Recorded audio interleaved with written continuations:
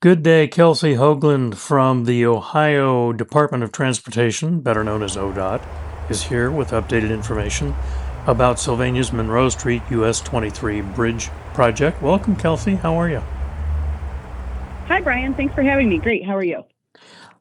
Doing well. We're about 1 month out from the major changes at the interchange. What are the dates that motorists should know? Yes, so it will definitely be action will begin in just about a month, like you said. So it's the weekend of March 6th. Friday, March 6th is when we'll begin to see crews mobilize. That will be Friday night. They usually wait until far after the end of the business day.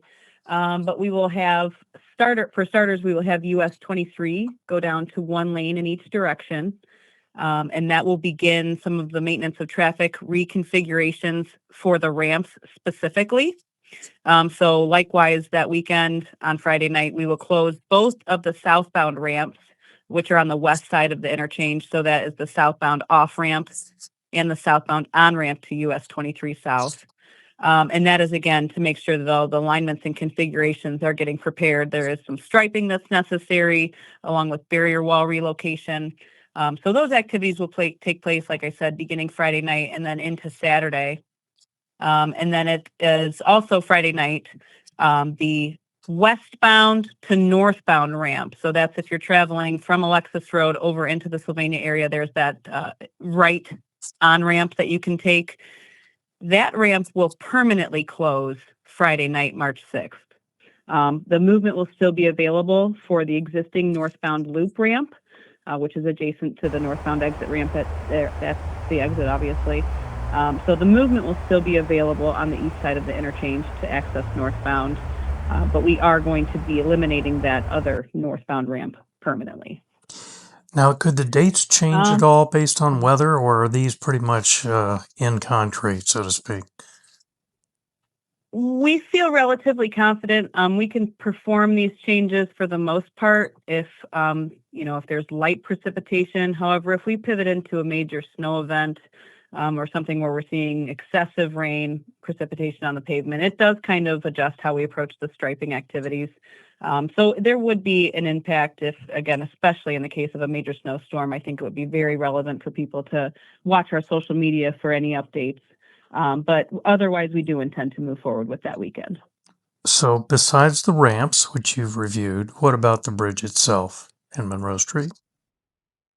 Yes, so we will spend the weekend, like I said, making sure that all the striping is accurate, that the barrier wall is relocated as needed. And then we will close Monroe Street over US 23.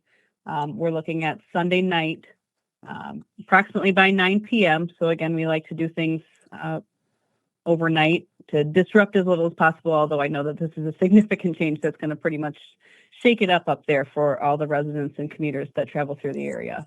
But yes, it's Friday night, then March 8th that will take place. Or I'm sorry, Sunday night, March 8th, that closure will take place. Sunday, March 8th. Okay. And once those on and off ramps are closed, what are the recommended detour routes? Yeah, so it is important to note those southbound ramps on the west side of the interchange, those will reopen then when Monroe Street permanently closes. That is one of the main detour arteries that we will use. So there are two options if you are on the west side. So if you're leaving Sylvania, but you need to go across what would be formerly the bridge, or again in the future once it's restored, you would want to take southbound 475. Pardon me. You'd want to take southbound US 23 and continue on southbound 475 to Dorr Street, which is exit 11, and then come back north to be able to utilize the northbound exit ramp. You could get off at Central, right? But it's not advised because of the configuration. Is that right? That's correct. Yes. Yeah. Just to maintain that streamline of traffic. Of course, there are several different traffic lights that you interface with at Central Avenue, whereas at Dorr Street is the Dogbone Roundabout, which allows continuous movement. So we just expect that might be a little bit more seamless for folks instead of having to get wrapped up in the traffic signals and, crossing so much additional traffic. It is a little bit more of a fluid motion. How long will the closing of the ramps in Monroe Street last? So we will have that northbound ramp from westbound to northbound will be a permanent closure. All the other ramp movements will remain available during the closure of Monroe Street, and the closure of Monroe Street will last for 150 days. So about 5 months. We're looking at pretty much through the summer. And everybody likes to complain about construction projects, of course, until they're completed, because then it's an improved situation for motorists. But remind us what the purpose is behind all of this. Yeah, I think that there are several goals. Of course, we've seen the traffic volumes just really increase up in that area. So we recognize, along with our partners at the city of Sylvania, who approached us with a lot of these ideas that have been in the works for many years, recognize the need for a wider bridge deck up top that allows more movements of traffic for those that are crossing the bridge and accessing southbound US 23 or entering into the community of Sylvania. And then in addition to that, we're also going to be constructing a multi-use path along the structure, which allows, the opportunity for not only pedestrian movement, but other multi-use pedestrian modes such as bicycles and things like that. So I think that those will be enhanced amenities. And I know that the city of Sylvania then has some different landscaping and aesthetic enhancements that they intend to pursue once the construction project is complete. So it will both enhance the image and entry to Sylvania and also add capacity for all the vehicle volume. Anything special planned to help drivers navigate the detours, especially at the beginning of the closings? Yes, we will have our detours posted for the state routes, and we also need to revisit that northbound detour because, of course, we'll be on the east side of the road. And I'll just mention that briefly for those who need to access the south from the east side of the interchange. You would take northbound US 23 into the state of Michigan to Stearns Road, which is the first exit, and then turn around and come back down to access again that southbound exit ramp to the other side of Sylvania. Yeah, so we will have ample signage for both of those detours that we've described for both, using Dorr Street or using Stearns Road. We will have signage out.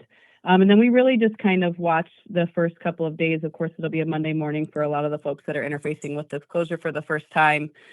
So we will work with law enforcement partners, and especially in the city of Sylvania, Sylvania Township, and the city of Toledo, just to make sure that things are operating as we would expect.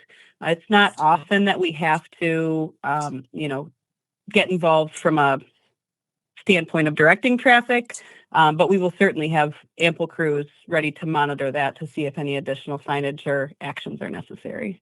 One final question, and this is about the winter weather we've experienced. How are we in terms of supplies of salt and brine for additional winter weather? Yeah, so we spend a lot of time. We actually procure our salt in the summertime. So a lot of that we have on hand, and then we just indicate that we need to continue to fulfill our orders, and we typically receive them when we're expected to. We are hearing that there are some salt docks that do have a bit of a shortage. For now, we do have plenty of materials here in District 2, which encompasses the 8 most northwestern counties of Ohio. And we do likewise have plenty of materials on hand to continue to make brine if our tanks were to reach a level of refilling being necessary. So we're still comfortable with the materials that we have, but we know that as we get closer to this time of year, toward the end of February is typically when we would see any shortages start to take effect. So we're monitoring. We have several garages that have plenty and a couple of garages that have a little less. And so at those times, if we were to be approached with a major event, a winter weather event, we would be able to shift some of our salt supplies to and from different garages to make sure that everybody has adequate supply for their lane miles that they cover. So we're still comfortable with where we're at, but we recognize that there are, some other partners who might be starting to experience those shortages, and we're certainly keeping an eye on it. Kelsie Hoagland from Odot, thank you so much for the updates. We'll stay in close contact with you as the Monroe Street Bridge project draws closer. And Thank you very thanks. much, Brian. I appreciate your time. Of course, you're listening to WSYL, and this is Sylvania Spotlight.